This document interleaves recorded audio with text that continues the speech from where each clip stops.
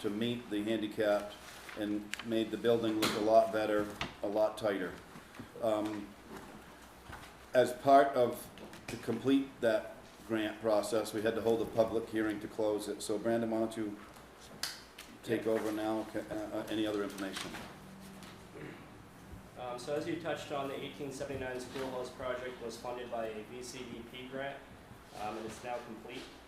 The grant-funded portion of this project included modifications to the rear exterior door, including the construction of a handicapped accessible ramp, improvements to handicapped accessible parking and signage, and improvements to the approach from the parking area to the newly constructed entrance ramp.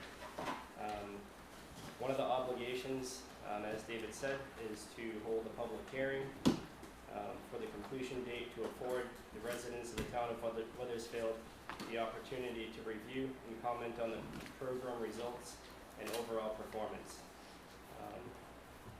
I'm going to pass it over to BJ Esty. You'll see some of the pictures that she sent over to us in your packet. Great, I think you would have put it in a nutshell, but it's taken us 3 years to complete this, so I'm sorry to help you. I know. So we're very excited, very happy. Just a huge thank you to Cindy Ingersoll, who has really carried us through this whole process. It was a process. This is just half the notes I have on it, you know, so it was really well worth it, you know, and it's just nice to see it completed. And just thanks to a lot of volunteers, over almost 300 hours of volunteer work to do that. So. Thank you, BJ. Thank you. Thank you. And it makes the building look a lot nicer. I mean, before it stuck way out, like, I don't even know, like 40 feet, 50 really feet. Made it So, right in. That's what we were concerned about. Yep, and then the grass and, yes. Anybody have any questions about what this did, or the building, or anything on the? Do we need to approve anything, Brandon? We need to set a hearing date, right? No, if we need to, I can close the hearing. This is the hearing. Oh, okay, This is the hearing, to complete the project. good. Yep. Are there any questions at all? Is there any vote required? Do we see anything? No, as long as there's no questions that need to be asked and answered, you're free to close the hearing. I assume the contractor's been paid in full? Yes. So the finances taken care of? Yes.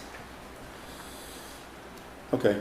Why not, well, I suppose I can close the hearing myself, but if you want formality, why don't one of you make a motion to close the hearing for the VCDP grant associated with the 1879 schoolhouse project? So moved. Is there a second? Second. The motion's been made and seconded to close the public hearing on the VCDP grant for the 1879 schoolhouse project, dated, and today's date, August 17th, 2020. Any discussion? All those in favor say aye. Aye. Any opposed? Okay. Thank you again for your support. It really means a lot. Thank you for all the work you did. Yeah, thank you for that. Thank you. It was all of us together. It really served. This was a huge grant to process. There's a lot of work. So thank you. It was. Yep. Well worth it though. Now that we see the finished product, and it's beautiful. Are there any comments from the board on topics not on the agenda? Nothing? Around the table? Brandon, do you have anything not on the agenda? Any comments? No comments. Okay. A comment from me would be that we've got to do a little bit of work on the scheduling when there's when Brandon happens to be out, and we're going to work through that. And just we need to coordinate a little bit better on the. He is working at different times, sometimes at nights. I know a couple nights last week he was meeting with after the office hours with West Windsor and Reading about the solid waste, and so there was some confusion, and the board, or between us and Brandon, we need to straighten that out a little bit better. Are there any citizens here that want comments on topics not on the agenda? Lynn? Carolyn Tyler and I are from the Lister's office. On October 29th, 2019, March 5th, 2020, and August 10th, 2020, the Listers requested to be put on the select board agenda to share a plan that we had for the townwide reappraisal. Since that request has not been granted, we are here tonight to discuss our plans with you. Our last townwide reappraisal was completed in 2008. It is highly recommended by the State of Vermont Department of Property Valuation and Review that there be not more than 5 to 8 years between reappraisals. It has now been 12 years since our last townwide reappraisal. There is currently a 3-year waiting period from when proposals are accepted to the start of a reappraisal. That means even if we start the process this week, the earliest our reappraisal could potentially start is in 2024. It is better to start this process on our own than to be ordered by the state of Vermont with state-imposed deadlines to undertake this task. Sufficient money has already been set aside in a reserve account on a yearly basis to complete this project without any additional cost to the townspeople. As of July 31st, 2020, the reserve fund has a balance of $235,442.23.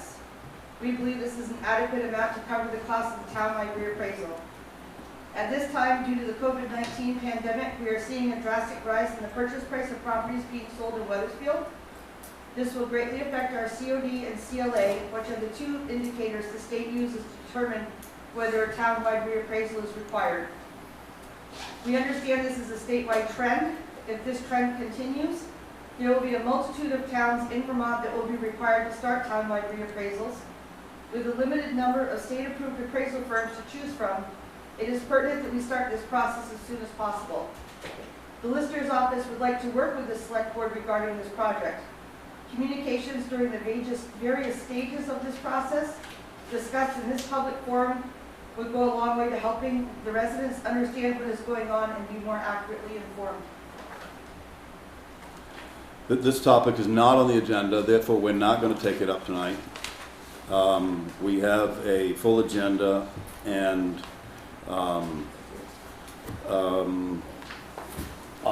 already spoke with Brandon about this to be put on the agenda for this meeting, and I denied that request because he's been working on projects that we need to hear first. The state of Vermont has not notified us for a reappraisal. We are well within the CLA, and to speculate about what may happen or may not happen is just what that is, speculation. I don't have any desire to take this up unless the state of Vermont says to do so. I do know some information. My last comment will be, I do know, and I do not think the Listers are taking this, all the information they could possibly gather, which I would ask them to do, that the school, the resulting school increase in taxes this year was a direct result of a lack of information shared to the state of Vermont and directly affected their taxes going up. So I know that, my daughter's on the school board, she gave me the information. So they failed to notify the state of the poverty level, which directly affected a Chapter 1 math reading teacher full, and the board decided to include that in their budget this year, which resulted in taxes. Next year, it may correct itself because the reporting will get done. The same thing happened with the food service program as a result of that. That's my last comment. So Excuse me. I want to move on.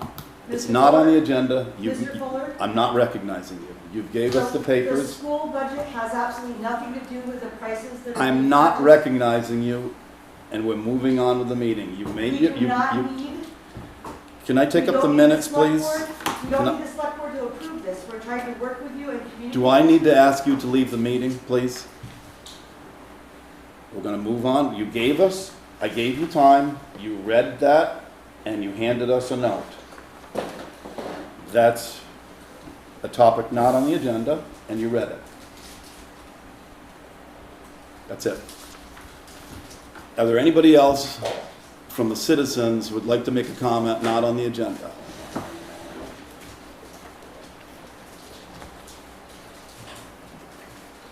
Hearing none, we're gonna move on to minutes. Make a motion to approve the minutes, Monday, August the 3rd, 2020. Any corrections? Is there a second? Second. Motion been made and seconded to approve the minutes of August 3rd. Any discussion?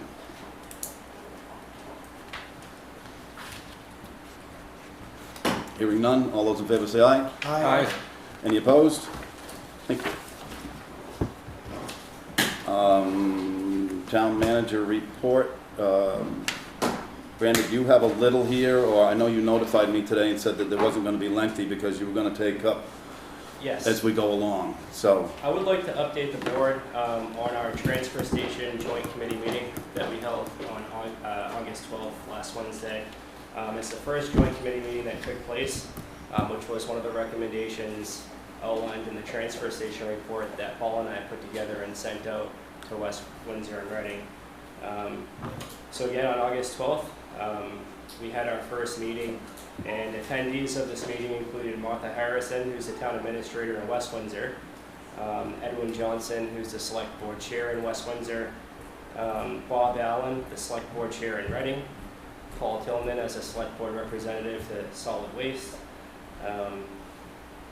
Darlene Kelly, our finance director, and Ted Siegler, a resource economist with 40 years of solid waste management experience, working for the states of Maryland, Nevada, and Vermont since 1987, as a partner at DSM Environmental Services.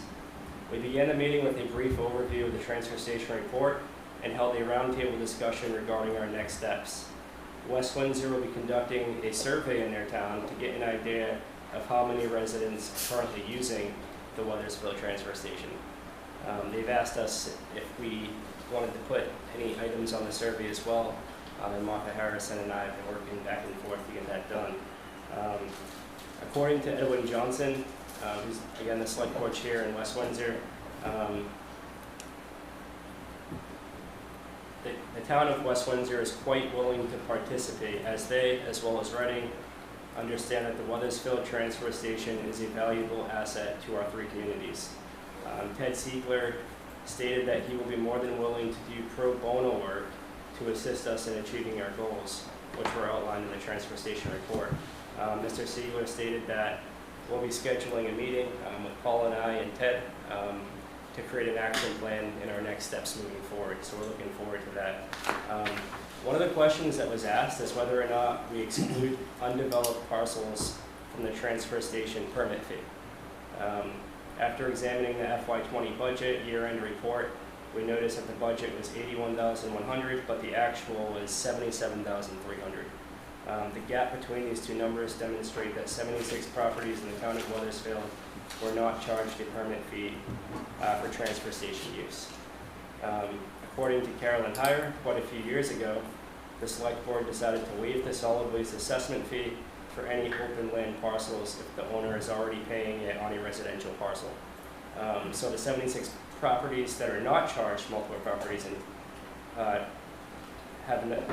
are not charged have multiple properties in town. So from what I've learned in the past 6 months of employment with the town is that residents that do own multiple parcels in town receive multiple permit stickers enclosed in their tax bills, but they only pay one permit sticker fee. So I think that kind of settles what we've been discussing in the past. For residents that have multiple parcels in town, we're still sending multiple permit stickers. We don't know what those permit stickers are being used for, if they're being thrown away or given away to other people. So I'll keep the town well informed as we move forward in our efforts to create a fair and equal payment structure. And that's all I have for my town manager report today. Any questions? Mike? The last part of this is from your last 6 months, that parcels, residents that have multiple parcels receive multiple stickers but only pay for one sticker. Yes. But that's only in regards to having a property, one developed and one not developed. Is that true? Yes. Okay. It's just the way this is worded, I just wanted to make sure that's clear. That is. Okay. Sorry. But out of those, They usually stop the envelopes, 2 bills in one envelope, right? Yes. Mm, Yes, How do you get yours? No, I got four separate envelopes, and to clarify things, I got 3 parcels out of those 76, so that have land and no buildings whatsoever, but I only got 1 sticker. Okay, So they're not giving stickers out to the land that has no building. okay. Yeah, I got 1 sticker as well. That's where I was going, whether or not. I got 1 envelope, 2 properties, 2 stickers.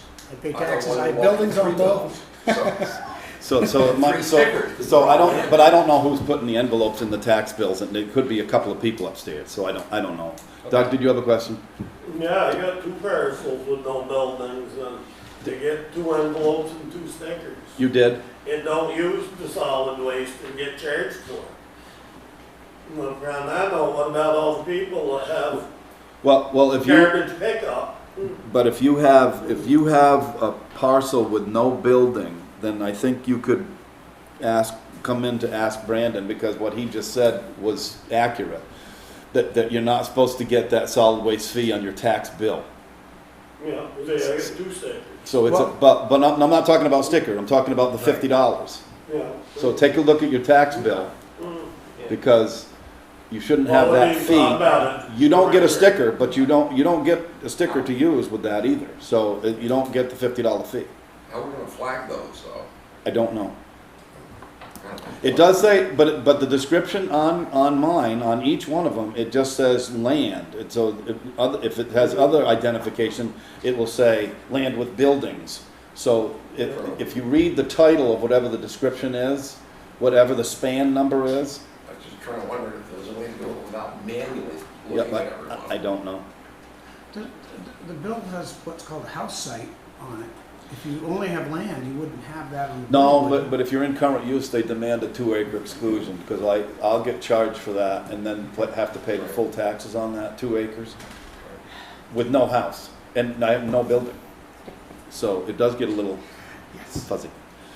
Any other questions about Brandon's report on the solid waste?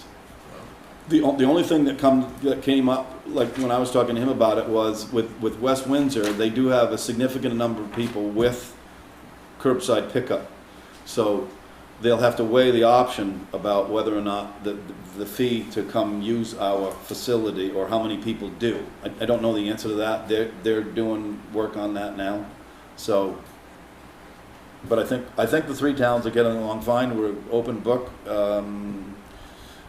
There's a definite, starting with Mike's survey from years ago about what the town wanted. They do want a central place to organize recyclables and throwaway items, so. Okay. Next up, vote to move our board meeting, which is on Labor Day, to the September 8th. That's kind of an easy one. Make a motion to move the September 7th select board meeting to September the 8th at 7 p.m. Martin Memorial Hall. That's a Tuesday for everybody, so Monday is off for Labor Day. Is there a second? Yep, second. Motion been made and seconded to move the September 7th Labor Day meeting to September 8th, 7 o'clock, here in Martin Hall. Any discussion? All those in favor say aye. Aye. Any opposed? Okay. Discussion of year-end fund balances. Next up, when you turn in your file, last meeting, we had the report from Darlene, which gave us a summary of what the balances were. I said that I would put it on the agenda to talk about again for tonight's meeting, and so here we are. I have my own opinion about this. We're past the year end of 6/30, which is our financial year ending. And I know from conversation with Brandon that the financial department wanted these monies transferred to reserve accounts. I'm not in favor of that at this particular time for these reasons, and I didn't bother to write them down, so they're not in order. Number one, the governor just extended the state of emergency. I think you'll probably end up doing that again. Number two, we delayed sending out our tax bills by 1 month Number 3, we don't know, the first tax quarterly payment, I think, is due September 12th or September 14th. We don't know how that is going to work, whether or not we get paid on the first quarter, mostly in whole or whatever. So we're holding out hope that we're going to, but that's a little unknown. Number 3 or 4, I guess. I don't mean to keep numbering, but we can take these up. The legislature has given us extreme latitude, as we saw last meeting when we set the tax rates. We didn't even have to set the tax rate that we did. It's very odd to me to see so much leeway being given in the financial world right now for the state, for the towns. And also, I know that Steve Heyer had painted a little bit more of a picture, and as I got some school information, they actually borrowed a tax anticipation note of $653,000, and I know that Steve asked for upwards of $500,000 for the full year, I believe it was. That didn't start off there. It started off much lower for both entities. So I don't see the danger in holding these funds exactly where they are at the moment. Things change. We're talking about a $63,000 surplus in the general fund, and the general fund, remember, is about $1 million, and in the highway fund there's $93,000 surplus, and I believe the general fund is like $1.2 million. I think the highway fund is $1 million. So at this particular moment in time, my advice is that we just hold in place for the next couple of months to see what happens. And if it means making the auditors unhappy, we're not doing anything with the money other than holding in place. So I don't see how that, given the situation of the governor's orders and what we're doing, I don't see how that's a lot of risk. Is there any questions about this? Brandon, did I cover it pretty well?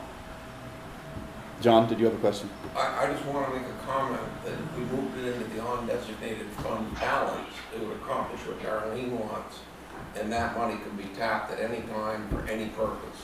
So it would accomplish the same thing you're saying, but also going on our bookkeeper's recommendation to get it out of them. It would, the last time, and I don't have that number in front of us, but the last time I checked, that was almost fully capped at the 10% voter. It was No, we have a rainy day fund which is put aside, but at the undesignated fund balance can be used for anything at any time. We don't need voter approval. It just it cleans up FY 1920. Well, but we're already way past that. So that was why I said if it was June 29th or what, I don't know what harm it does to just leave it. I mean, there were other years when I've sat on this board that we take it up on a budgetary process long into the fall. I mean, it could be used for reducing taxes next year. It could be used if for some reason in the winter we overexpend during highway. It could be used for anything. I did hear a piece of good news today that MVP and Blue Cross have both announced their health care increases. One was something like 2.7, the other 4.5. That was a mid-year adjustment. Yeah, but still, even if they haven't announced the January. but we're not playing with a double-digit disaster. Maybe. Well, I thought it was better news than what's been coming down the pipe. That's the way I read it. That it was a mid-year adjustment. So we don't get those numbers still. Did you have any comment on this, Brandon? I believe Steve Heyer just unmuted his microphone. Okay, Steve, are you there? Can you hear me? Yep, go ahead. Okay. The reason we brought this forward to you is that you can hear me. My computer tells me I'm muted, but I guess you can hear me, right? Yep. Loud and clear. We can hear you. Okay, interesting. I guess computers are not all knowledgeable.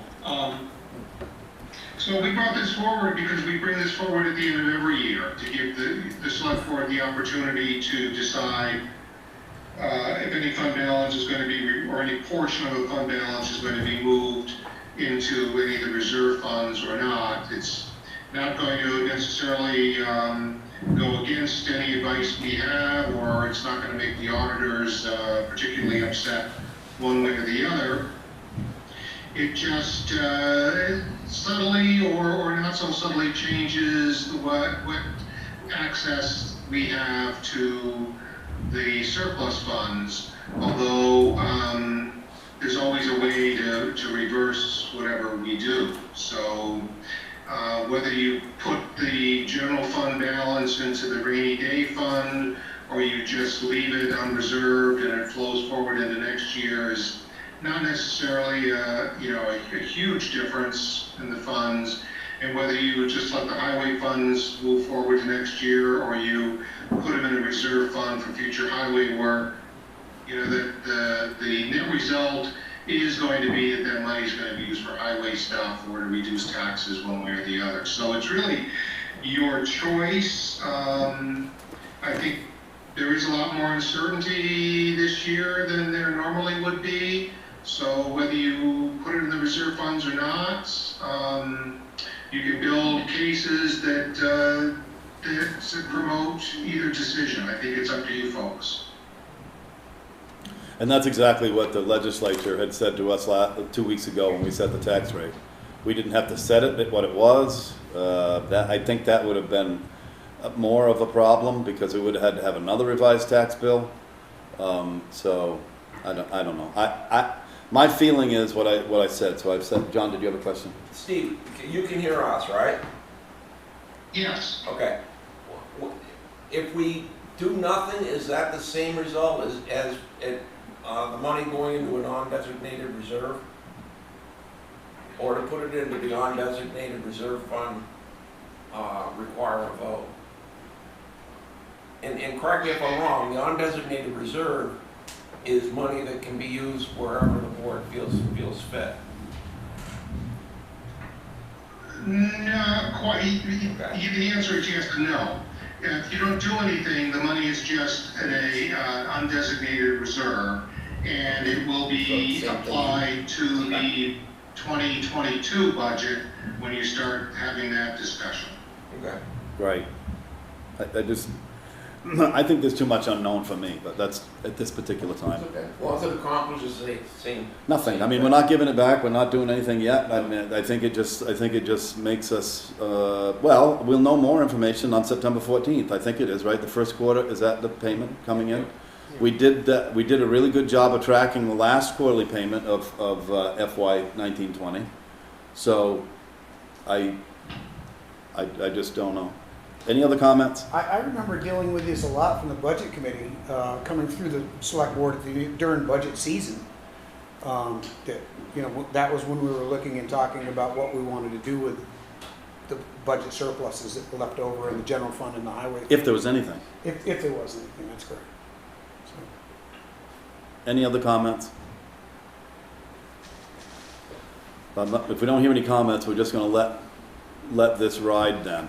We're just going to leave them in the accounts right now to go forward until we gather more information about the financial condition. This is actually probably a good thing. It would probably cause Steve to borrow less in the two accounts. That's what I was thinking. Yeah. Yeah, we have cash on hand That's all. Yep. if we need it. There's nothing wrong with As that. long as it is accessible. Yeah, and Yes. it stays in, and I'm confident in them. They'll stay. The 93 will be in the highway, and the 63 will be in the general fund because you can't mix it. That's Yes. correct.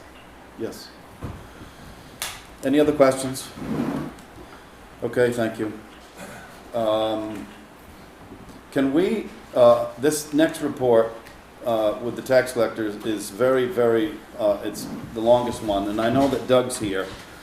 And without objection, I'd like to flip-flop 9 and 8 and just talk about a discussion about a special town meeting date in regard to the petition.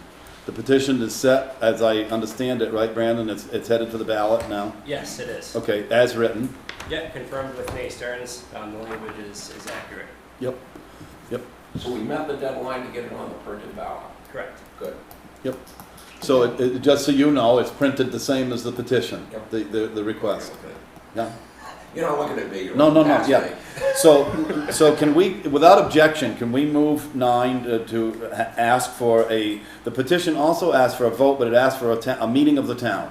So our job is to try to set that meeting date. Did you find any information out whether it has to be 30 days warned, Brandon? Does it have to be like 30 days from today at the earliest possible time?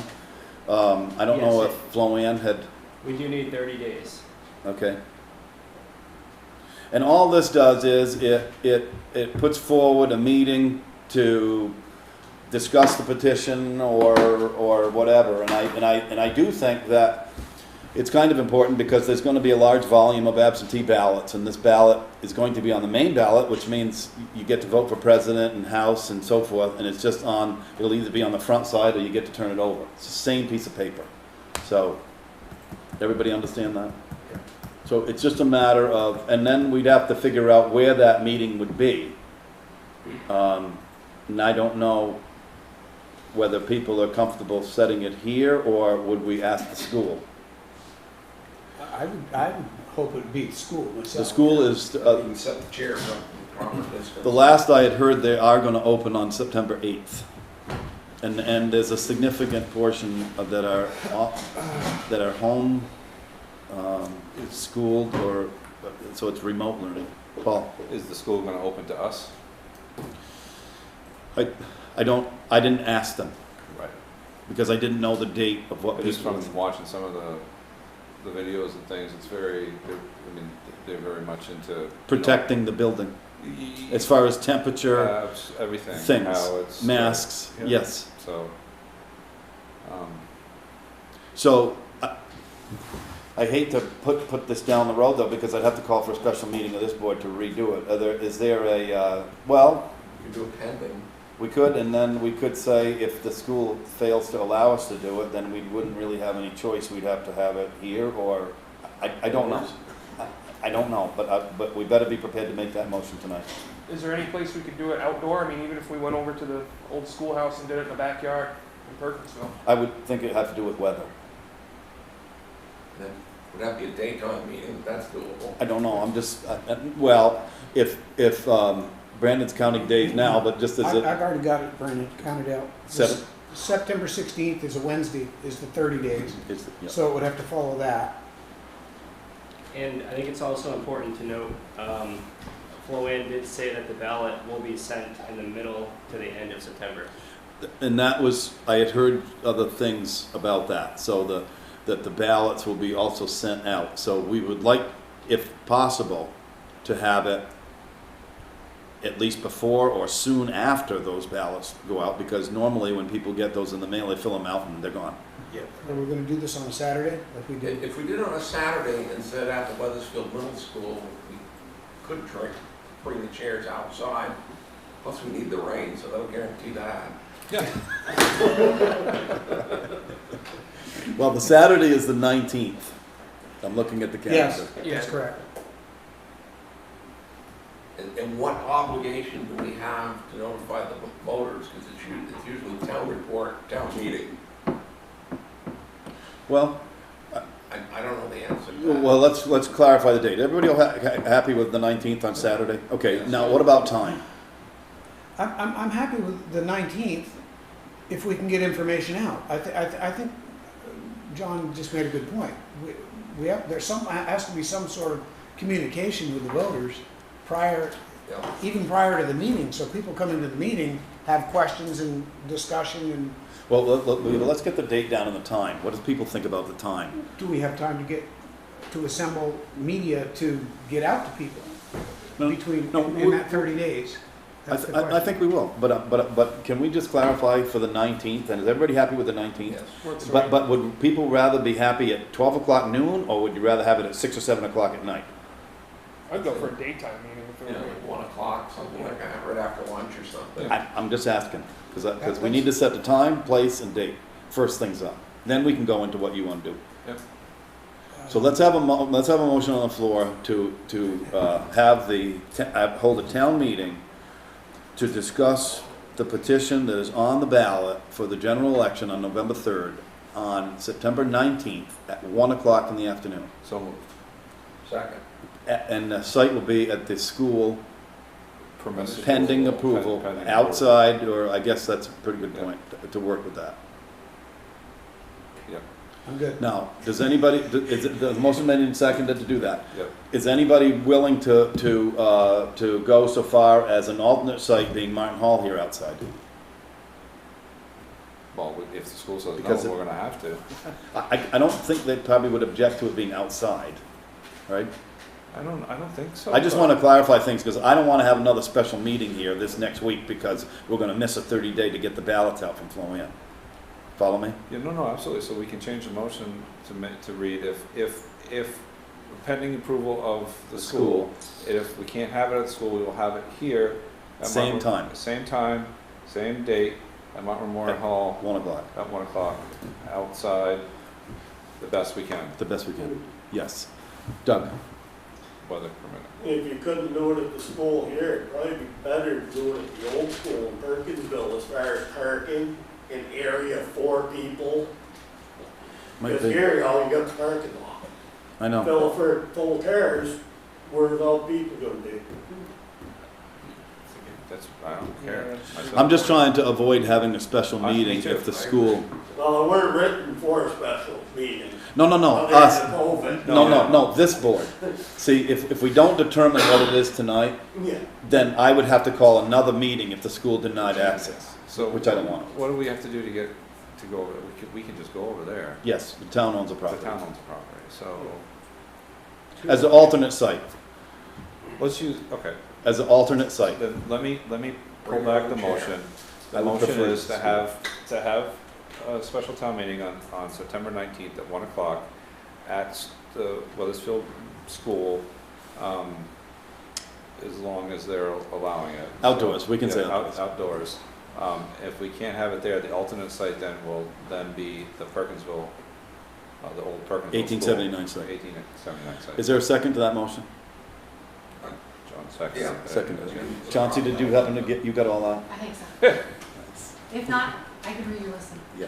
Well, the motion's been made and seconded to approve a town meeting at 1 o'clock in the afternoon, Saturday, September 19th. And the only thing that'll be on the agenda is a discussion about the petition for the bylaw changes that are noted on the November 3rd ballot. Any discussion? Thanks for the alternate site. Wait a minute, what did you just say about discussion about, People in cars. Doug? That was Could me. you hold off, please, for a minute? What did you just say about the meeting and the agenda? The purpose of the town meeting is to discuss the article that's on the ballot for November 3rd, dealing with the zoning bylaw changes. I don't think you should say that, and I don't think that should be part of it. The statute allows the town to conduct any other business it may need necessary. But that's another article. No, it's not. Yeah, well, but No, and I think you should leave that open. And here's why. I'm requesting that as a member of your planning commission. We've got other stuff that we're talking about and doing over at the planning commission. If we've got a group of people together and we're talking about a zoning issue, it would be a good time for us to have some dialogue about some of the things we've got going on right now. We operate way too often in a vacuum, and it's an opportunity for us to point out some. Yeah, I Well- don't disagree with that. I just want it focused more than just a I do free-for-all. too, and I do too. Which we can The work on. focus is gonna be on the Absolutely. petition, I get that. There's But a lot of things with zoning that probably should be discussed. is there any other discussion on the motion on the floor? The motion on the floor, and I'll try to remember it again. September 19th, Saturday, at 1 o'clock in the afternoon, at the Weathersfield School site outdoors as a preference number one, Pending approval. Yeah. pending approval, with the alternate site, the 1879 outside the building in Perkinsville, the old Perkinsville school site. Now, we can talk about all what we want to do after this whole thing is sorted out with the place and the date and the time. Any other discussion on the motion? Yes. One more question. Do we wanna lock ourselves out of the school? I mean, you're saying it outdoors only. in both sites. Well, you have to at Perkinsville one probably. Yeah. Well, you do in Perkinsville, but I mean, Why don't we just leave it at the school. Scotty School? Yeah, fine. Okay. Use the word outdoors. Okay. Yeah, I think. I we just need wanna, I think your point is well taken. I think they're gonna say that, or we'd have to give the site up. I just wanna, Okay. any other discussion on the motion? Doug? I mean, if you wanted to do it inside, another option would be right at town garage. You pull the trucks out, you got the whole garage. But You I got think, room for parking, you got room for people. You got an open building. but Leave I, all bay doors open. Almost outdoors. but we do have to be aware of all the 6-foot thing, and outdoors, I think these other two sites are fine. And they give enough room, they're acres. Okay, well, just like rain, whatever, you know. How many people you wanna stand in the rain? All those in favor say aye. Aye. Any opposed? Good. Now, between now and then, we can coordinate with what we'd like to do as far as either the planning board or not, or whoever wants to come and ask. I believe the town meeting will be run by a moderator, not me. Mm-hmm. Speaking of that, John Okay. Brokerham. did we ever appoint a moderator? No, John he Brokerham. was elected. elected. John Brokerham. John Broker. We have to, He won. he wasn't elected. Yeah. He was on the ballot? Yeah, Okay. it's a write-in. Yeah, you got like 20 or 30. Yeah. Okay, so we got enough write-ins. Yes. Weren't you here that night, Kevin? Okay. No, he's it. So we'll have to notify him saying that he needs to sharpen up his skills. We have a PA system here. Yep. We'll figure it out. You don't, I got one. Yeah, you do. Put it on the reverb. We got one here. Okay, now, we'll probably at the next meeting or whatever, we'll take up anybody's, this could be continued as far as whatever's gonna happen, because we just can't sit there or do nothing, I suppose. I mean, at a town meeting, you have something. So let's move back up to, now that we set the date, let's move back up to the number 8. Thank you, Doug. Yep, Yep, thank you. See you guys. Which is the tax collector's report. Wait a minute, before we move off of that one, should we authorize the town manager to send out a postcard, to notify the taxpayers? Of the meeting. Of the meeting. Yeah, Special it's gonna meeting. have, we need it tonight, because it needs to Yep. go out before the next meeting. I agree with that. That's probably a good idea. You want to? How much is the postage to do that? To send out, Postcard, everybody? Get them notification? printed in postcard. $500, $600. yeah, between 500 and 1,000. We don't need a piece of paper because, right, Just a postcard. just a postcard that Postage says is that, less. a special town meeting. Yeah, and just a little quick description of what it's Discuss it. Article blah, blah, blah, zone, Right. proposed zoning bylaw change. Because we already got a number. I think there's a bulk mailing you can do at the post office that'll put it somewhere between $300 and $400 for all the postcards. I don't think it'll, Because I we've done it. don't think anything will get around to where they're supposed to go until after the election though. Let's leave it to the town manager to come up with a method, Yep. but authorize it. We'll need a motion for a minute. Tyler, did you have a comment? Well, if I may speak to that, I'll just say I did a bulk in what's called, like every township to rec, whatever, I did a bulk mailing. And you're gonna have to cover about 4 different post offices to cover every resident, because mail to residents in Weathersfield comes from the Springfield Post Office, Windsor. the Scotney, and Perkinsville. And when I It's did not that, a lot of money, not, maybe I'd say 7. So, 7. If I may I ask a question? Go ahead. Tyler, do you have any kind of like timeline on how long it took from when you mailed them to when people started seeing them? It happened fast. You know, once they were accepted by the postmistress, she didn't know what to charge the first time through. But once she knew what to charge and she accepted it, I had mine in the box the next day. I also know a lot of taxpayers didn't get one, period. So, Yeah, we own a mailing list, we own Yes. stickers, then we know everybody got it. Can I have a motion to authorize the town manager to send out a notification mailing of special town meeting and leave it up to them for the words? Leave it up to the office. Is there a second? Motion been made and seconded to have a special mailing, go out to the residents notifying them of a special town meeting held on September 19th at the place and the date and everything noted. Any discussion? Paul? Just quickly, we need to figure out where we're having it first, so somebody needs to reach out to the School. superintendent or Yes. somebody there, so. I'll try to do that tomorrow. Okay. Or unless you want to do it, I'll take it off your hands. I'll do it. Thanks. I'll find Thank it. you. And then you can put it on the mailer where it's gonna be. at. Exactly. Yeah, you don't want to print the wrong. Yeah. Go to Dave's. Did you have a question? No? No questions? All those in favor say aye. Aye. Any opposed? Okay, thanks. Good. Now we go to number 8. Sorry, Brenda. Oh, you're fine.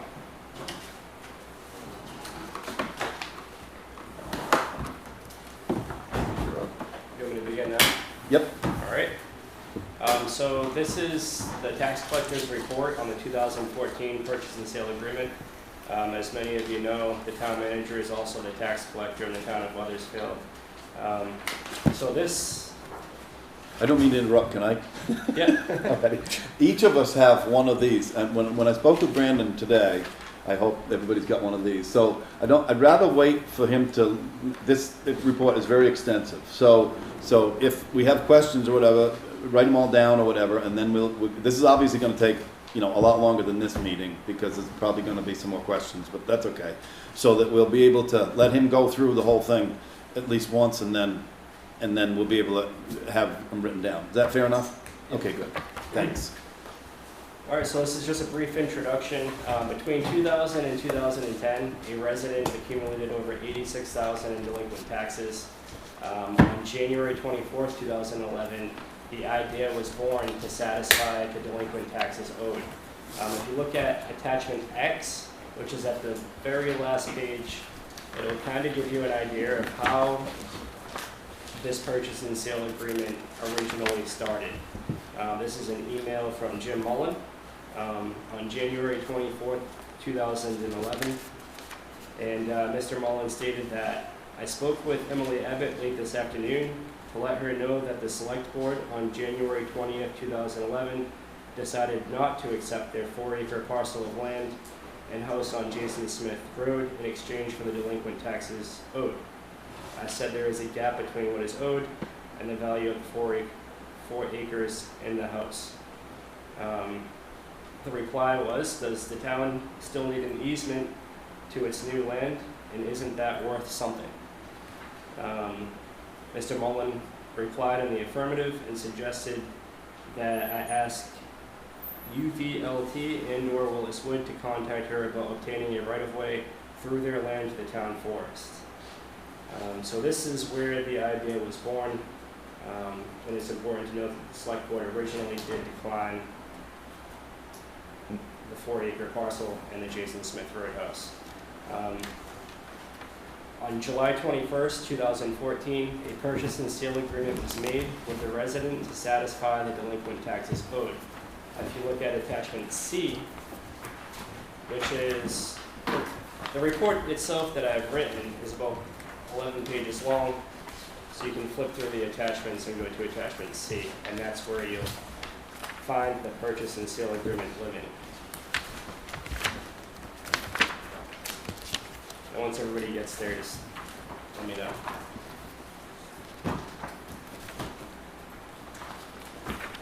There's a lot of pages here.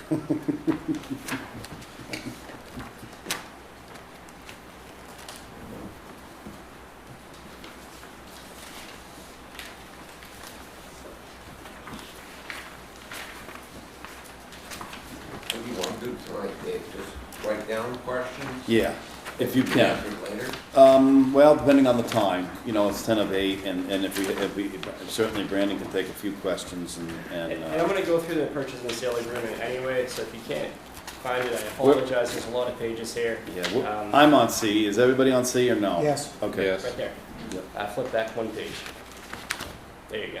Oh, All okay. right, so that's the purchase and sale agreement. The purchase and sale agreement contains 8 conditions and 4 contingencies. As of August 17th, 2020, 4 conditions have been met, 4 conditions have not been met, and none of the contingencies have been met. Some of these contingencies have been partially met, but they're not complete. and I'll explain why as we move forward through the report. So, the question is now, what are the total delinquent taxes owed? And as far as I'm concerned, the total amount of delinquent taxes owed to date is $101,506.13. The question has been asked to me whether or not interest and penalty stopped accumulating at the time the purchase and sale agreement was signed. And my response to that is interest and penalty does not stop accumulating until the delinquent taxes are paid or the Board of Abatement abates the taxes in full. Neither one of those things have been done at this time. Therefore, the total delinquent taxes owed to date is $101,506.13. It is important to note that the resident has remained current and paid taxes from 2010 until today. The taxes owed are specifically between 2000 and 2010.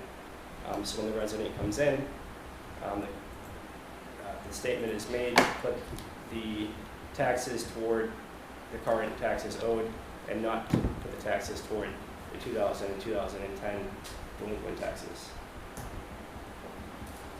Within the purchase and sale agreement, as you can see, the resident agreed to 3 conditions, and I'm going to read these conditions out loud to be read into the minutes, or to be written into the minutes. The first condition is the owner will subdivide the 5.06 acre parcel she owns at the corner of Thrasher Road and Jason Smith Road using the brook as a dividing line. This will create 2 lots, one of approximately 2 acres and the other of 3 acres. The 3-acre parcel is the more easterly parcel and borders the interstate. She will deed the 3-acre parcel to the town. It is the intent of the town to construct a gravel trailhead parking lot on this parcel for use by those seeking the access to the town forest. Condition number 2, the owner will grant a permanent, non-motorized right-of-way to the town on the property she owns on the north side of Thrasher Road. The right-of-way will be in a location mutually agreeable to the town and the owner. A tentative location has already been selected. It is the intent of the town to use the right-of-way for a trail for non-motorized recreation, such as for hiking, mountain biking, and horseback riding. Agreement of the location shall not be unreasonably withheld. The third condition is the owner will pay to the town whatever money she receives from the sale of the 2-family dwelling and lot she owns at 206 Jason Smith Road, minus closing costs. The property shall not be sold for less than $20,000. I'm going to go through each one of these individually and explain to the board whether or not each has been met. The first condition, I believe, has been met at this time. On March 2nd, 2020, the owner signed an Act 250 disclosure statement subdividing the 5-acre parcel to create 2 lots. And that's attachment D, which is the attachment after the purchase and sale agreement. On the same date, the owner recorded a warranty deed guaranteeing a clear title to the 3-acre parcel and granting it to the town of Weathersfield for $1. And that's within the report as attachment E. Condition 2, on March 2nd, 2020, the grantee Dave granted, sold, conveyed, and confirmed a 30-foot wide trail easement over the lands of the grantee for construction and maintenance of a trail for recreational use from Thrasher Road to lands now or formerly of the state of Vermont or Charles Johnson across lands of the grantor located northerly of Thrasher Road.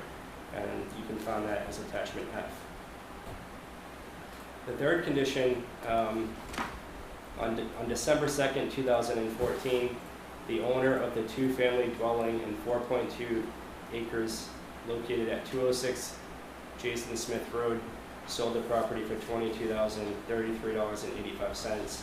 You can find that at attachment G. And the condition was to sell it for no less than $20,000. If you look at attachment H, though, you'll find the payment detail for the town of Weathersfield. And I believe at first glimpse, this condition, it appears that the $20,000 would go towards the delinquent taxes owed on the property that we're discussing, with the $86,000 in taxes owed. However, if you look at the attachment G, the money was distributed as follows: $15,846.20 for delinquent taxes owed on the Jason Smith Road property. So there's two properties that had delinquent taxes here, and the bulk majority of that $20,000 was distributed to the 206 Jason Smith Road property. Only $2,895.09 was distributed to the property in question, which is 739 Thrasher Road. The town, so now moving forward from the residents' conditions now to the town's conditions, and then we have contingencies to deal with. The town agreed to the following 5 conditions. To pay all appraisals, survey, permitting, and closing costs is condition 1. And condition 2, to support the application pending before the Weathersfield Board of Abatement to cover the value of the delinquent tax obligation remaining after the value of the following are backed up. A, the 3-acre parcel. B, the right-of-way. C, cash received from the sale of her house on Jason Smith Road minus closing costs. And D, appraisal, survey, permitting, and closing costs. The value of the parcel and the right-of-way will be determined by an appraisal. Condition 3, to release the delinquent tax lien on the 2-family dwelling at 206 Jason Smith Road at the time of the sale of the property. Condition 4, to screen the beginning of the trail easement from the residents using mutually agreed reasonable measures such as trees, bushes, and fencing. And condition 5, to post the trailhead parking areas open for use only during daylight hours. So condition 1, this one's a little bit complicated because to pay all appraisals, survey, permitting, and closing costs.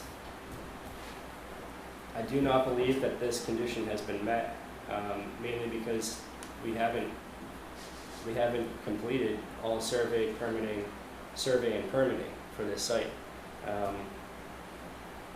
This is a brief history of some of the surveys and permitting that has been done, and I'm going to skip to the end. Well, yeah, I'm going to skip to the end here. You can read through the report and see the RFPs and many of the surveys that have been done, but the total amount spent in appraisal, survey, and permitting cost to date is $9,914. I would like to note for the board that this does not include legal fees. Condition 2.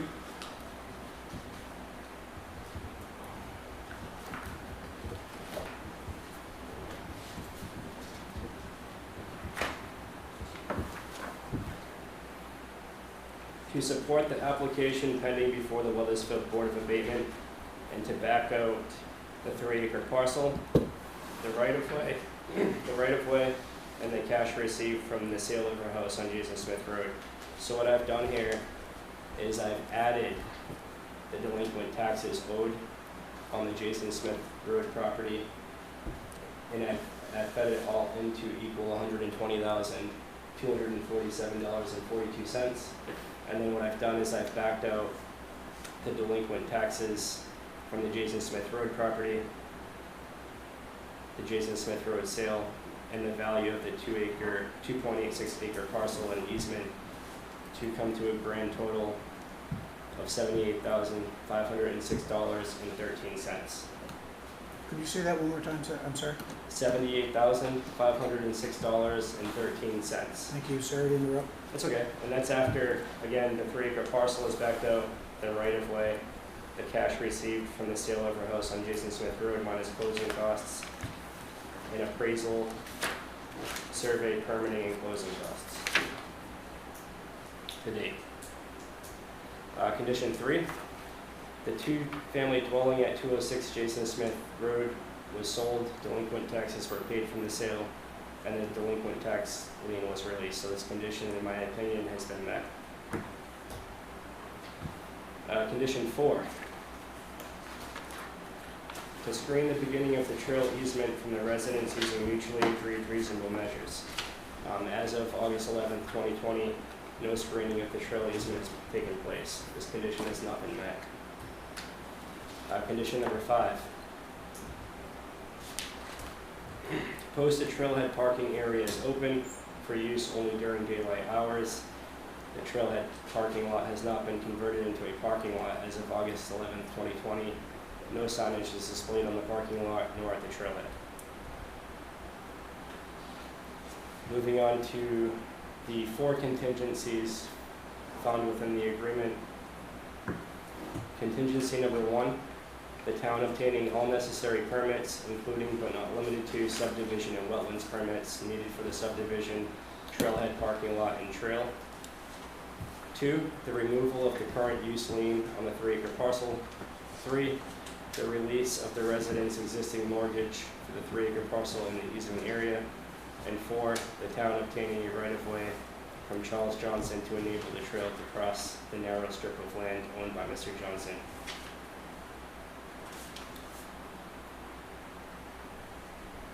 So contingency number 1 is the first one that we're going to touch on a little bit, and that's to obtain all necessary permits. On April 8th, 2016, the previous town manager received a letter from Rebecca Chalmers, District Wetland Ecologist. The letter, which you can find in attachment Q, explains her intent to deny the wetlands permit application. She raised the following concerns. The town manager's response to her email regarding public comments on the application did not alleviate the substantive concerns raised. 2, the primary issue raised during the comment period is the question of the town of Weathersfield's legal authority to construct the planned project. Mr. Johnson refused the easement across his land, and without the easement, the project cannot move forward as proposed. 3, the town of Weathersfield did not meet the burden of demonstrating that all practicable measures have taken place to avoid and minimize adverse impacts on the wetland due to trail construction. So according to this letter, there are 3 options moving forward. Within 60 days of this letter, which we've passed at this time, we would need to resubmit the application with additional details. 2, within 60 days of this letter, withdraw your application. Or 3, the program issues a permit denial. So after receiving this letter, the town manager decided to withdraw the wetlands permit application. And at this time, began working on a different easement possibility, which we'll touch on in just a second. Contingency number 2.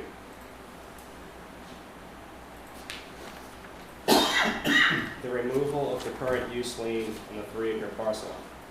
According to Addie Bacon, the 3-acre parcel is not in current use, and the easement does not need to be removed from current use status and will not change her existing arrangement.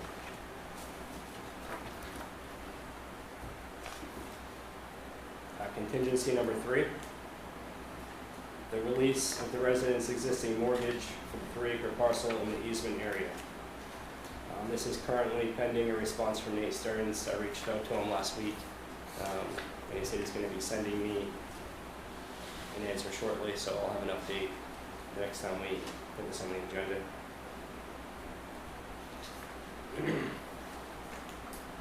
Contingency number 4, which was to obtain a right-of-way from Charles Johnson. As previously stated, Mr. Johnson is not willing to give an easement, so I called this the pursuit of a new easement option. The previous town manager and Brian McAvoy from the State Department of Transportation began working to secure this easement. On Wednesday, April 10th, 2019, Mr. McAvoy wrote an email to Mr. Morris stating, "I just wanted to give you a heads up that I'm waiting on some feedback and sign off from our environmental and right-of-way folks. A few key people have been out of the office. On a positive note, FHWA has given their blessing to locate the trail as proposed within the I-91 right-of-way, with the understanding that this is state property, and if for any reason in the future we needed that area for any reason, that you would need to relocate."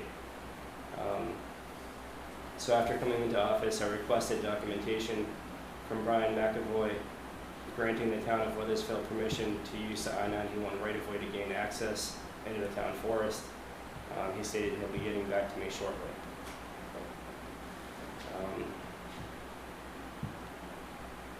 So I don't believe this contingency has been met. Mr. Johnson states in his public comment letter that the town has not secured an easement over his parcel, which is necessary to construct the project as proposed. The town agrees in an email dated February 23rd, 2016, that it does not have an easement over the Johnson property. Without this easement, the project can't be constructed as proposed. The application itself explicitly requires the submittal of any easements, agreements, or other documents conveying permission to use and access the property. Such documents have not been submitted. My recommended next steps, there's 5 of them. The first is from the total delinquent taxes owed, including interest and penalty. We back out the appraised value, which is $23,000, and includes the 2.86 acre parcel and easement. The resident submits a new Board of Abatement request reflecting the total amount of delinquent taxes owed after everything was backed up, which was at $78,000. 3, submit an approved letter from the Select Board supporting the resident's abatement request to the Board of Abatement. 4, if the application is approved by the Board of Abatement, there is nothing left to do regarding the collection of delinquent taxes. At this time, the tax collector has stepped back and would no longer have an interest in the property because the delinquent taxes would be paid. If the application is denied by the Board of Abatement, the tax collector will move forward with a tax sale. And that's all I have for this report. Thank you, Brandon. I mean, I think the board will agree that this is about as in-depth as we've seen for years. About 100%. about a chronological, yes, about a chronological order, whether we want to see it or not. It's here now. Yep. And we're going to deal with it. And I don't know what we're going to do, but we're going to deal with it. It seems like there's a number of questions, and I only wrote down a few, but I think that this is going to take some time to sort out, or we're going to think about it, or so I didn't expect it to be resolved tonight. I would like it, even though, I mean, Magic wand. yeah, exactly.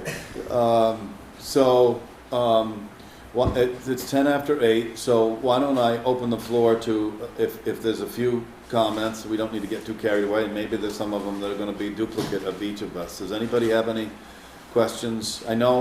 I believe, as a general overview, John and I might be the only ones here for the term of what's going on, and that those numbers are dwindling with regard to who's around, who's left. We're getting grayer, Yeah. et cetera. Yeah, and so, it's not fair to say that we remember everything. Some of this stuff surprises me. Over the years, I'm a little disappointed that we didn't get a little bit more up to date of what was going on. I know Brandon didn't give us a total about legal fees that the town may have absorbed on some of this stuff, but he did give us almost $10,000 in fees, applications, things that were going on that, quite frankly, I didn't know about. So, are there any questions? I know we have 3 new members, and I know that this is and I don't want to put pressure on anybody, because this is a big report. Paul? So my question is a general question. It's kind of maybe for the board or for Brandon in that case, but in general, let's say the town, let's just say we started from scratch today. None of this stuff was happening. And we wanted access across someone's property. We wanted something to get to our land, the town's land. Would it normally be acceptable to accept delinquent taxes for that? Would that be a general practice that towns do, places do, that is something that we would want? Regardless of what's going on here, I was just curious of how we even got into that, thinking about that was, because one of the questions that was brought up was this even legal to even do? Or right. So I don't know, I guess that's my, how. If I wanted to, well, the select board and I, shall I say, wanted to purchase a 3-acre parcel in an easement and the resident owed delinquent taxes, I think the proper thing to do would be, one, to determine whether or not we can have access through there to get into the town forest. And then two, I would recommend that we pay the money outright, and that the money automatically be distributed to the delinquent taxes, and that we settle that piece first. If we would have done that, $23,000 would have came off the total delinquent taxes owed, and the remaining, the balance would have stayed, Right. and we wouldn't have been where we are today. You wouldn't accrue the, Right. Interest and penalties. keep moving along. It's one of the things that I don't like from some of this, which is, it doesn't matter, it's over and done, but the fact that, you know, we went on, we thought we had an agreement, maybe we did or whatever, but we allowed that to keep it, you know, curing out. Gratefully, I guess they're up to date up to a certain time, but then there was that period that was binding with whatever this was, so. Well, I remember sitting in the meeting, and I think, John, you'll remember the same thing. One of the most fundamental questions, and if everybody here gets to sit in these meetings, and I think we asked it of the two young women that were over here on the last one, where when we get to the point in the conversation of, okay, if we do this now, moving forward, are you current? And I believe that happened in that meeting too. It's a fundamental question that we ask. And I think they were, from the sounds of it, so, you know. Go ahead, John. The other thing, the abatement hearing, Mrs. Abbott and I think one of her family members came in, and the number had already gone off the charts. She wasn't in current use. She wasn't taking advantage of income sensitivity, so her taxes were like 10 times what they should have been. I think her taxes are down to like $600 a year now. And I don't know the exact numbers. So the effort that was made back in 2014 was trying to come up with something creative that made the town whole and didn't throw her out of her house. Because even if we made that agreement to pay part of it, she still would have owed enough that we would have had to go to tax sale. Yeah. And when you just said that just rang a bell, and shame on me for not finding out, because Brandon's done a good job here of giving us maps to look at, which didn't come up on the, it did not come up on the screen. That did come up about you know, throwing somebody out of their house, and I assumed, wrongfully so, that the entire property was on what I'll just call the north side of Thrasher Road, which bordered 91. It does not in any way, shape, or form. And I learned that only like maybe a year ago from Hermit McDermott, the neighbor, who said to me that only, oh no, he said, Dave, you're just dead wrong. It stops at the Johnson, where we wanted to clarify for where the Johnson easement is. So the house remained on one side of Thrasher Road, which was I don't know. I didn't look at the maps. It's small as far as acres go. In fact, if we had asked the pertinent questions at the time, which we've done in the past when we're trying to get through these Board of Abatement meetings, we would have asked for a map at the time, and we would have found out that there are 3 parcels naturally subdivided by roads, by town roads. Actually 3, because the 2-family was on its own lot. Yeah, that's a big deal. So the notion that we were going to throw somebody out on the road and they weren't going to have the ability to recover some of the delinquent taxes was flawed. I can argue that. And it was my fault sitting there not asking the question too. Yeah, no, I don't think I wasn't asking that, I was just. No, but I'm learning Like more the about the process of how property to and do about so. how this is going to evolve. I wasn't trying to say, I was just trying to understand. I'm new to abatements, I'm new to I I'm know. new to all that too, so I'm trying to learn just in general practices. Brandon, early on in the report, you gave us a total of $101,506.13. What is there a breakdown of principal and penalty and interest? Yes, if you go to, let's see here, attachment,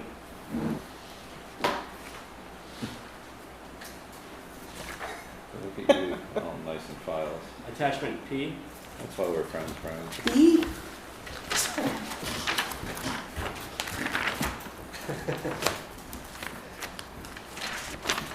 Oh, I get all The of it. vast majority of it is interest and penalty. Well, and so I was, you know, if and I don't know what to do, but the thought, and I really don't know what to do about it all, because we've had, and one of my questions is, how many tax sales have we had since this has stopped?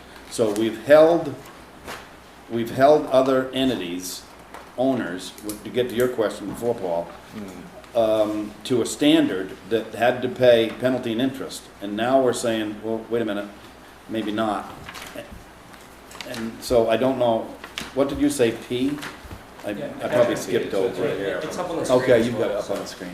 Okay, so what is left of the principle? So I'm just thinking out loud here, because I know how the Board of Abatement works, and the theory, Steve Heyer was in on this initial one, and I don't know if he's still online or not, but John, I know you were there. The theory behind this was because of we were trying to come up with, right or wrong, an amount that would equal the principal.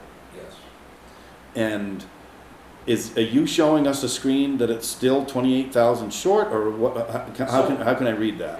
The way to read this is the total principal to date is $28,357.76. The total amount of interest owed is $70,988.73.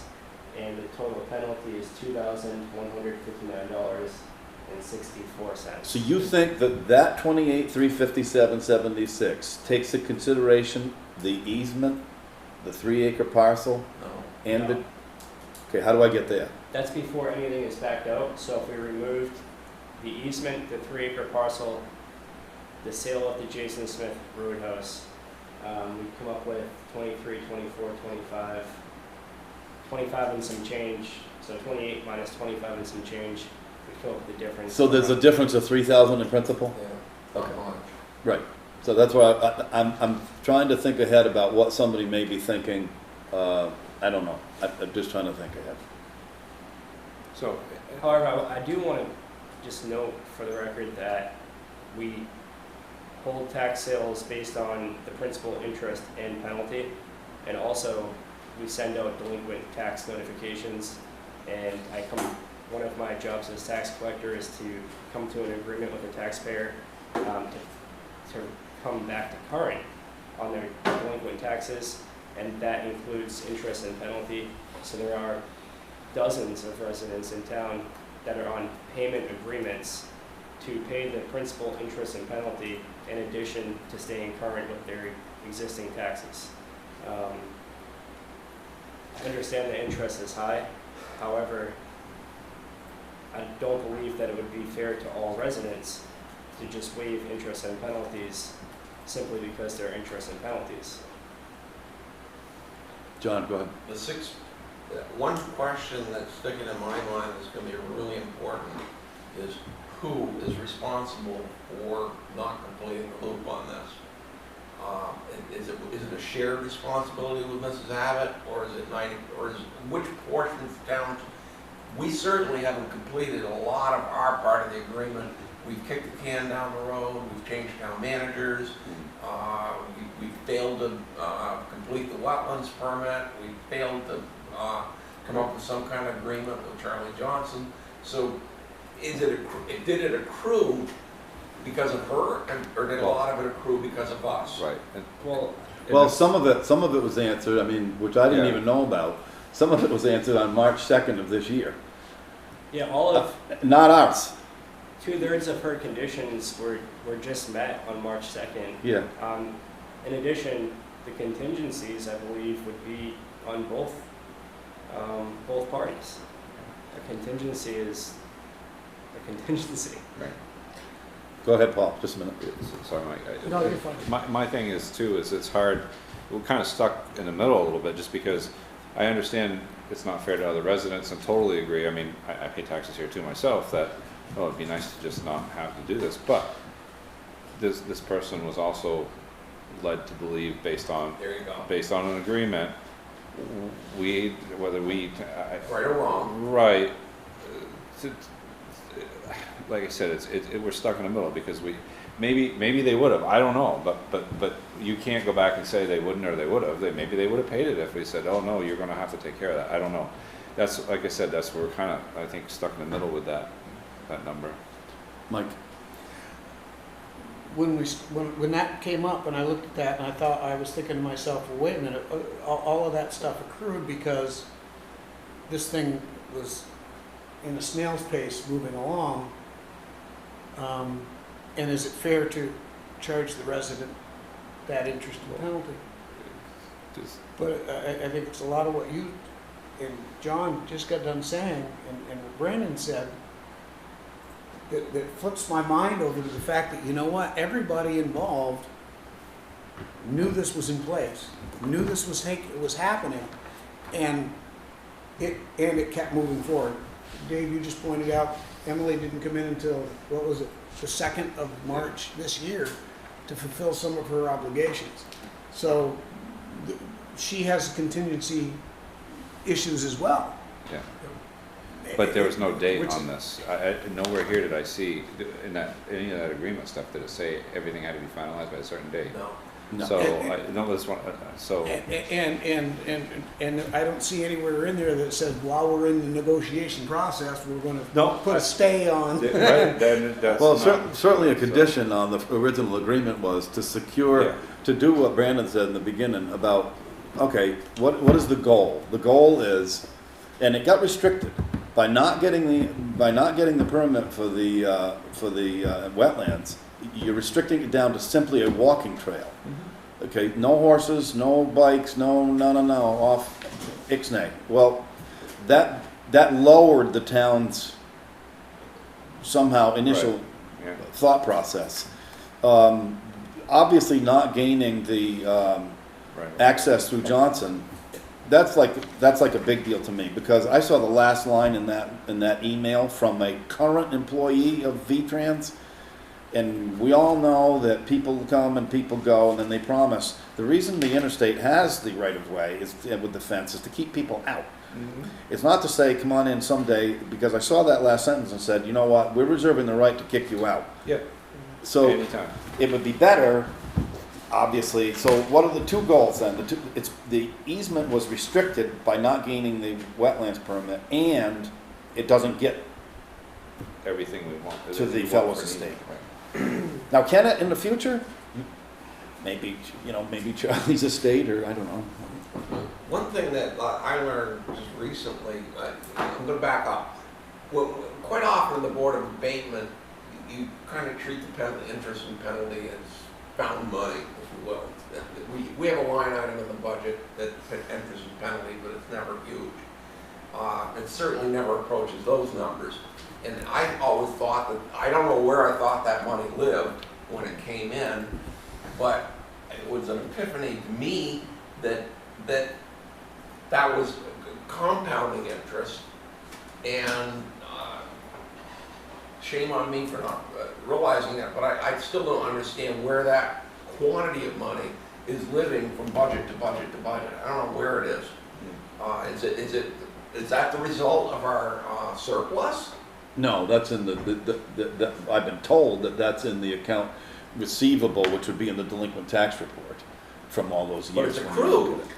That's where it lives. That's exactly the point. It's accrued, which means the number's there and you're looking at it and it exists. Right. And then at the end of the year, it hasn't materialized and it compounds and it Right. exists again. Yeah. But I did hear something, and it just evolved, which I don't support, and I remember talking to Steve about it, and he admitted that that it has been removed as deemed uncollectible. And that, from some of what Brandon's research, that wasn't proper. It can't be, because I'm not sure that they have the authority to do that. But for everything we do, that seems a little bit out Well, there. I'm not sure that they have the authority to don't do think that they do. without either going to Yep. notification of the board, and then either the Board of Abatement. Right, They're the right, only right. ones that So can. the auditors, I'm sorry, maybe I missed that. The auditors said this. No, I don't think the auditor said. I think it was either the manager, the treasurer, Okay, sorry. and the auditors, It's in and your that's section. 5,000. Okay, yeah. a lot. It's in the report, All right. and it can be found. Yeah, you're right. I don't know how that Can't happen. happened. It's, No. but, well, for one thing, it failed to meet the completion of the Board of Abatement's criteria. Yeah. Yeah. It didn't hold it to the ultimate, which is a tax sale. It didn't, how do you do that? It's an allowance for doubtful accounts.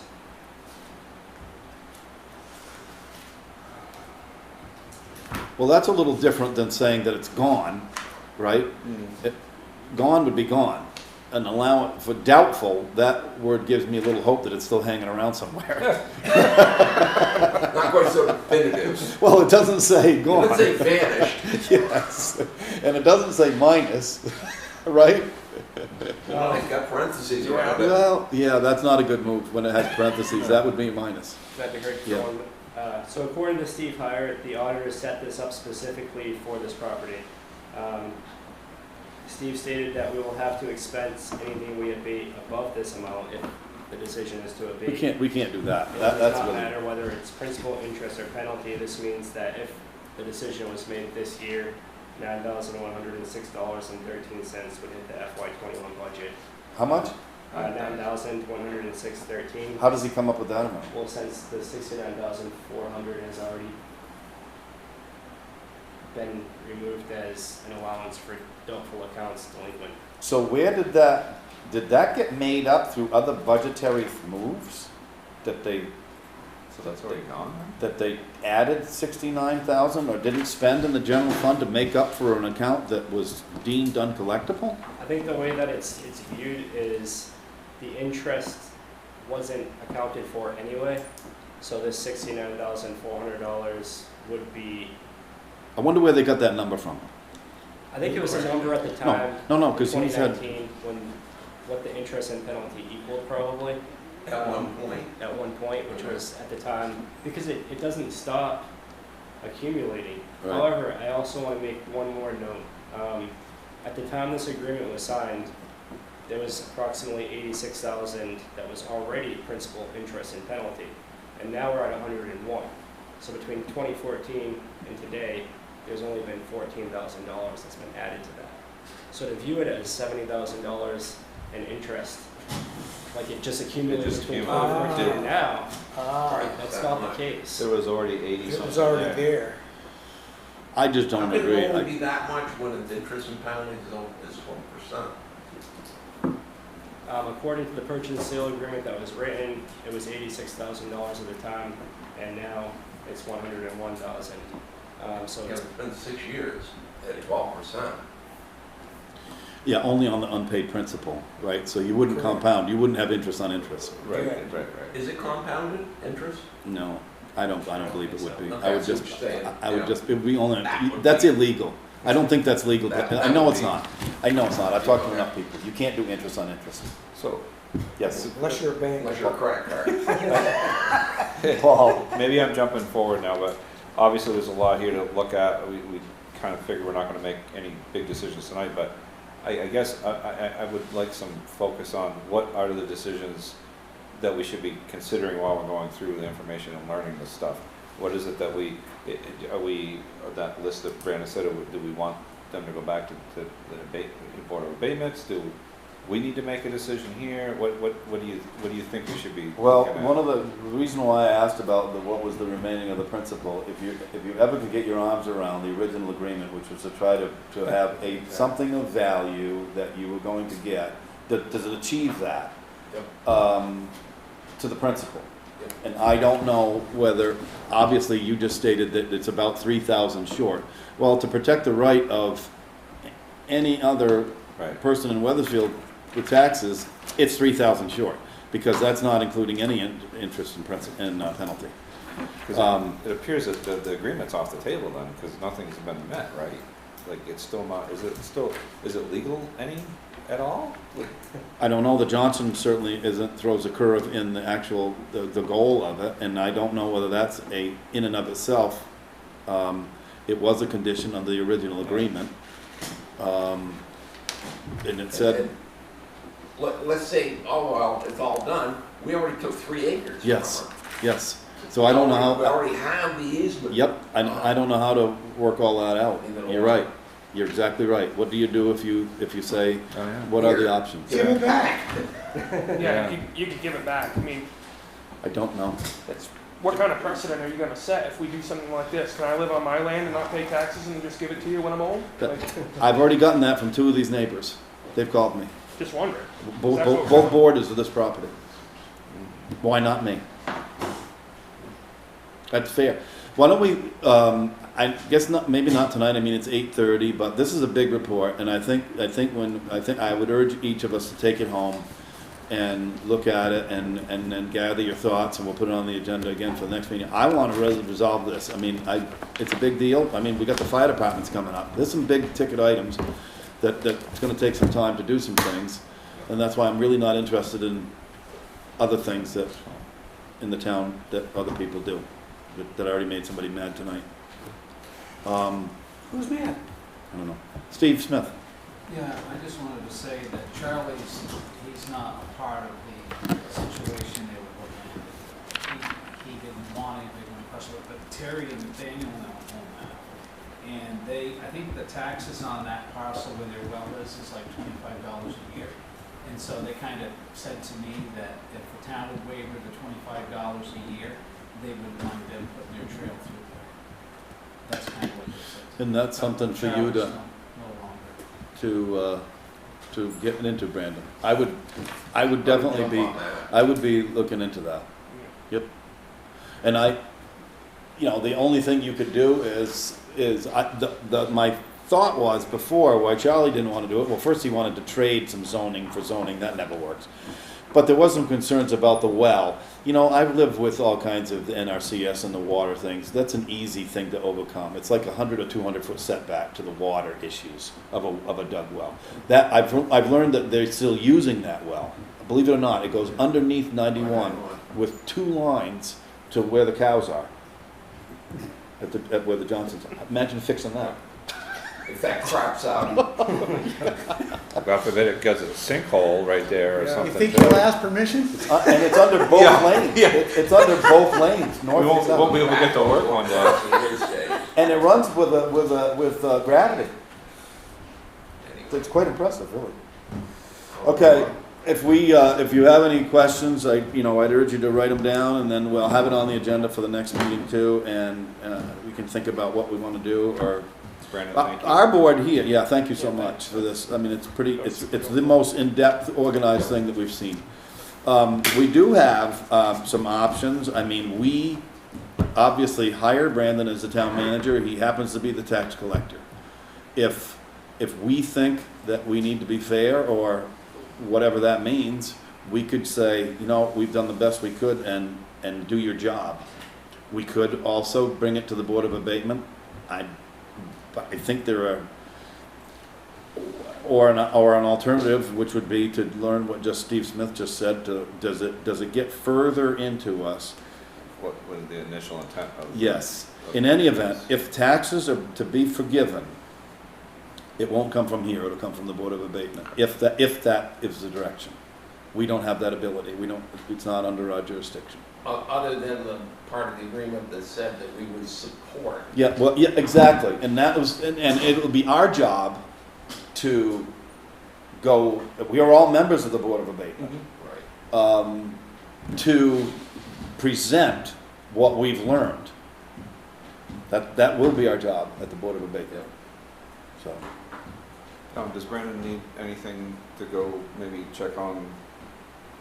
Just he can take that up. Okay. I just. As I say, I'd make a motion if you need one, but that's fine. No, I don't think so. Okay. Everybody okay with that? It's going to take a few meetings to navigate our way through My this. hair hurts. Yeah, I know. Well, no, I don't know. I mean, there's a lot of information. There's a lot of stuff. There's a lot of stuff here. Yeah. Okay, thank you.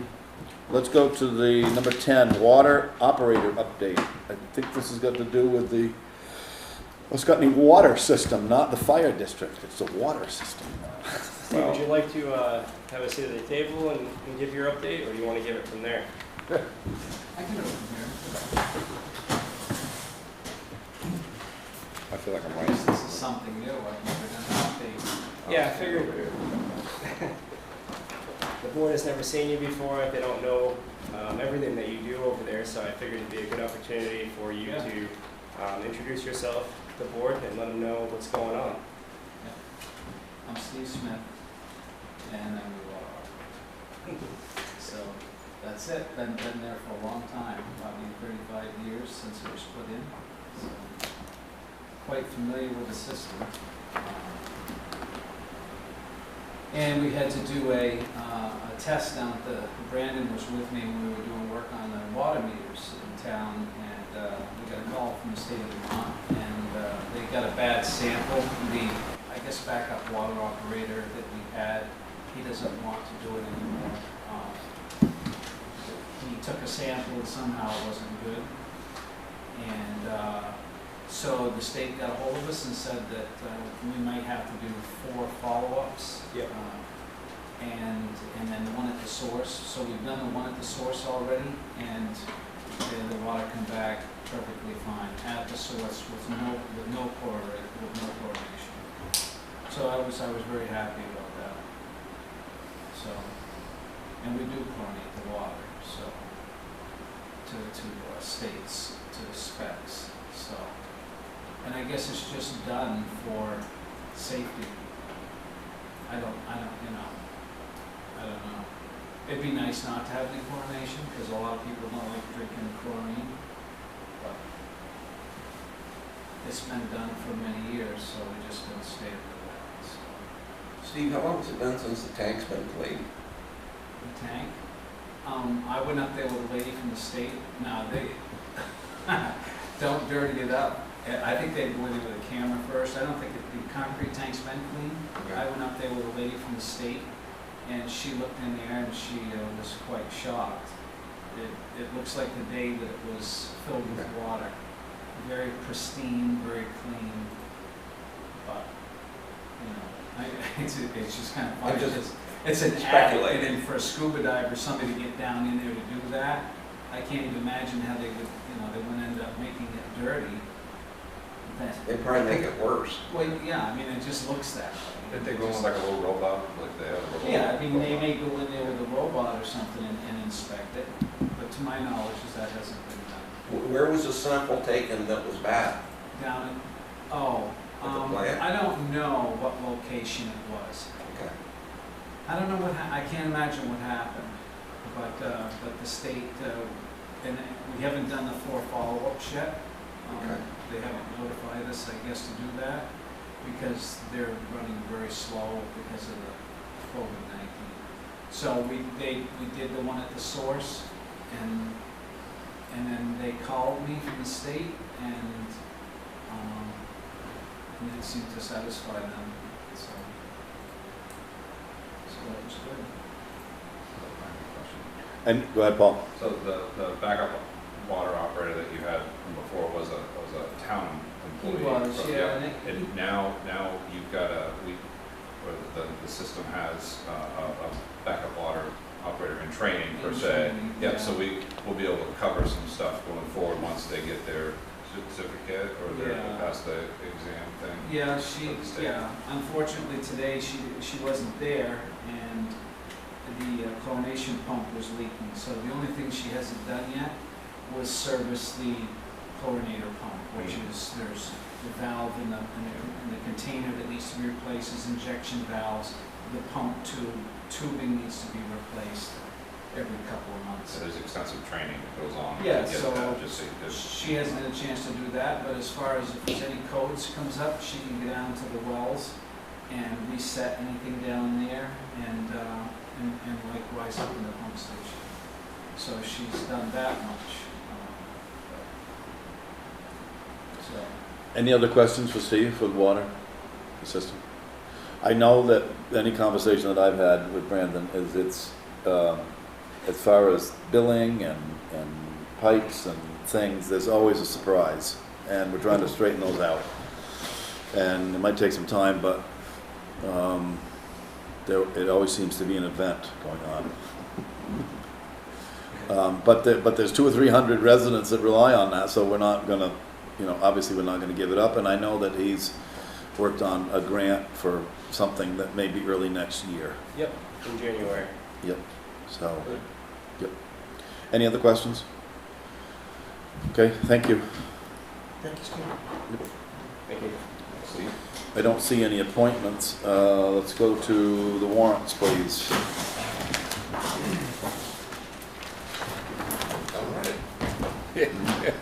You ready? Did you find it? Take a motion to approve warrant article August 17, 2020. General fund payroll, $16,185.58. Operating, $57,980.77. Highway payroll, $8,192.18. Operating, $9,503.05. Solid waste payroll, $1,682.68. Operating, $5,022.92. Library payroll, $1,919.35. Total payroll, $27,979.79. Operating, $72,506.74. Is there a second? Second. Motion been made and seconded to approve the warrants for the town dated August 17th, 2020. Is there any discussion? I got one. Steve, your close your ears. Your paycheck comes through our payroll. All the effects that has come out of the water district. Steve Smith's payroll does not come through here.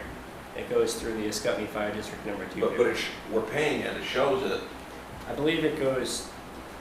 So, the Scotty Fire District What page, pays, Tom? It's under payroll with the town employees. it was combined, I'm pretty, you can correct me if I'm wrong, I might be It wrong. may come through here. But and then- the Scotty Fire District pays it, but it comes through here, which helps with the bookkeeping initially on Steve before everybody else got on. Yes. Well, I understand. We're paying the bills for the water district now. Let me rephrase that. You're doing the bookkeeping. There you go. Thank you. Yes, you're doing the bookkeeping, yes. And my only thing is, if we're paying him a gross paycheck, whether or not it's affecting, it affect that hasn't worked as comp, all the other categories are also, it may be minuscule, because Steve doesn't, Yeah, I don't know. Steve isn't getting ready to retire on that salary, I don't think. No. Yeah, I see what you're saying. I see it here. Any other questions? I have one. On page 2 of 3 on the general fund, when you get near the bottom, is Spurs not doing any more repair on the fire trucks? We've changed. Second one from the bottom. I haven't been notified regarding whether or not he's doing the repairs. Different vendor. What page is that again? Page 2 of 3. Yeah. It's possible. Jeff Spur, I don't think has any employees. I don't know. anymore. I'm just asking. And a he's question. all on his own, and so he may have cut back on what he can take in. That's just I'm only. personal knowledge and opinion. I have no idea what's going And on. that's on the brush truck that we Didn't buy. urged them not to buy. Yeah. Yeah. We're going to be This taking is up where some we fire need things. to change the policy so that Yes, they, we do. Well, that's going to be next up. Let's get them one at a time. Hope they these are pretty- understand. No, but these are pretty heavy hitting things that haven't been done for years. yes. I just, you want to be fair to vendors that are in town that are repairs. I mean, some of the stuff, this is why most of the stuff on that particular truck would have been taken care of in the highway garage. Yep. That's where we absolutely save money, and that's a different story for a different day about having at least a half a mechanic. I got a question too. Yes. I'm sorry. Maybe I'm weird here, but on page 2 of 3, on that same, you go up a little bit where it says, I don't know, it's like 8 up from the bottom, but it's the TJ Property Maintenance LL, July 20th trimming of West Weathersfield Fire Department. So we're paying. Do we have the same people go over and do a Scutney? Or how does this work? How does that work? Is that straight out of our account, or are we managing their account just like that we're managing the Scutney Fire District? That is a little over the top to have town funds. I thought they were. Do you know? Do you know that? That's gonna question? be, Wait. that may be a small amount, but it's gonna be a I big approved deal. their bills. What's that? I approved their bills, so their bills come over, I'll review them, and then I sign them. Oh, okay. And so they're paying us a fee to do that, just like the Scutney Fire District would be paying us to do that? A fee? To go over their books. we just do their books for free? The answer would be yes. We don't do a Scotty's, right? No. The answer would be no. Okay, no, good question. We're gonna take up that subject in a couple of meetings. No, I was looking more at the definition of what you pointed out. Now we're I know. taking care of a facility that we didn't really do before because it was a private 501c3 EIO, whatever it is. And I wonder if we're gonna get billed for snow plowing, and Well, when their allocation's gone, then we gotta have a living conversation. just, Yeah. this sounds a little, I don't know how that, we're gonna, The they'll definition, definitely have to trimming. get looked at. of what's who's that, taking like a care of weed the- whacker now? Who's taking care of the properties and, does. It's not a town property. What we're not doing is cutting Well, checks to them Right. quarterly. Yeah. Well, the other thing that I don't like sometimes when I see them through here, that drive me crazy, but you gotta let some things go, is third-party reimbursement things. I never really like that. So when you see somebody getting paid something, you're trusting them to go on Amazon or something, and then the town is reimbursing them. And in some cases, it's hundreds of dollars. Right. I never really like that. I would like to have the town purchase whatever it's doing. Instead of right, yeah. Yes. Mike? TJ Property Management has been hired by us Yep, to maintain town property. yep. Who directed them to do the whatever trimming at the fire department? Probably their own group. That wasn't part of the contract with us. Not the town. I was gonna say, it's got It's not- nothing to do with us. It's not town property. No, their own fire department probably voted to hire them to do it. Maybe, I don't know.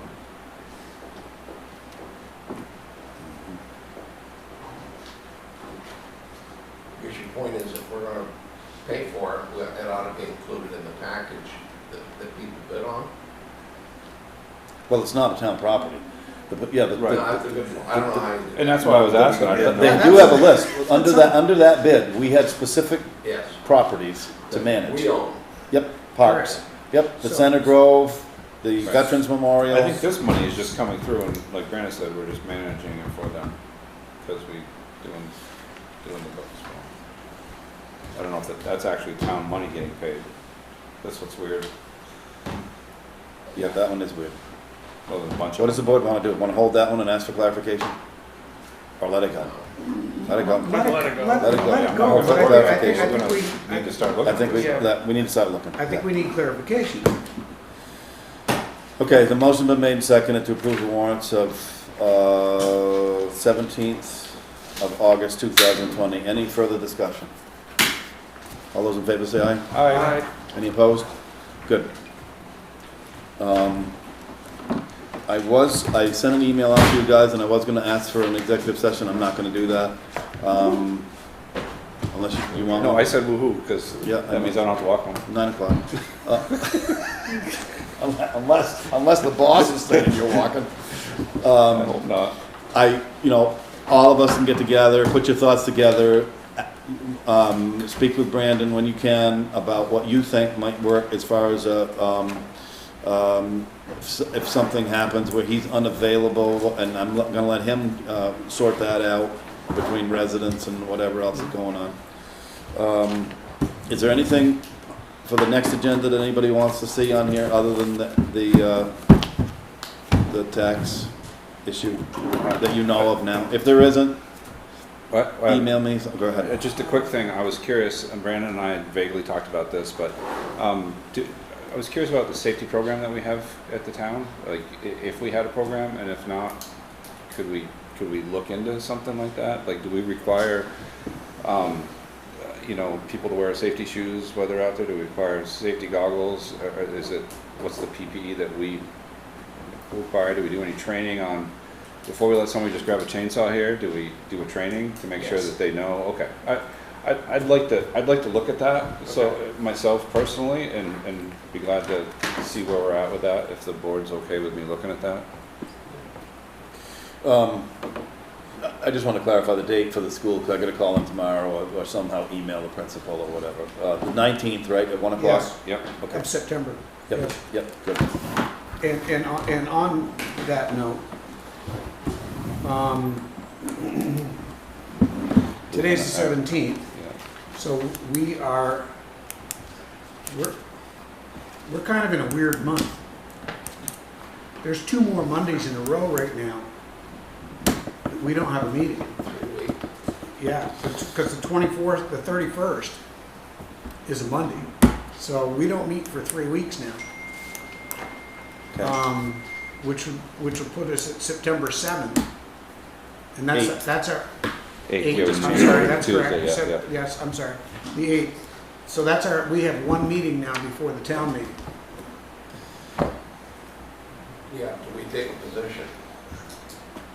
I just wanted to throw that out there. Yeah, well, that's why it's so important to get Another these. thing with that, Mike, is that this is a completely different subject, but I'd urge us to try to nail some of these budget things early. Oh, I couldn't agree more. I'm ready to get started on. We're gonna Monday. learn something on the 14th, or the 16th, let's say, about Okay. what comes in on the first quarter. Well, we still need to start looking at our spending budget. Yep. Then we can get the budget committee Either looking send at it. something to the department heads, Yep, what we're gonna expect in the coming year, Yep. and start looking at numbers. yep. No, I agree. I hate the crunch at the end of the year. No, we're not gonna do that. I hate it. You heard it. But we're gonna, I'm telling you right now, though, unless we ask the fire departments, which I don't really want to ask them for another extension of 6 months or 3 months or whatever, that means that we're just, Kicking a can. yeah, we're doing that too. Here it is. That, we're gonna take that up for a couple of meetings. And we're gonna do it September, October, so it's coming. Is there any kind of committee or group that's working with Brandon, or does he have a plan? Or, For what? you know, For fire? He has met, well, I'll let him speak for himself. I mean, he's met with the fire departments, I know, but I don't know that there's any plan yet. He's gonna lay out for us what he's learned, just similar to the Abbotts. We're off the agenda. What's that? We're veering off the agenda, but, No, No, I wanna no, talk about future agenda stuff, Yeah, about, that's where I'm going with this. okay, that, So That's where I'm going to, is what are we talking Yep. about in the future? Yep. no, he has a report that's coming about, Okay. he's met with the departments, he knows what each department wants to see. good. Whether or not we're gonna make that happen or not, that's a whole nother horse of a different color. But that's what, that's his report's gonna lay out, just like he did with the Abbotts, the good, bad, and the ugly. Motion to adjourn. Yep. Second? Check. All those in favor say aye. Aye. Aye. Thank you.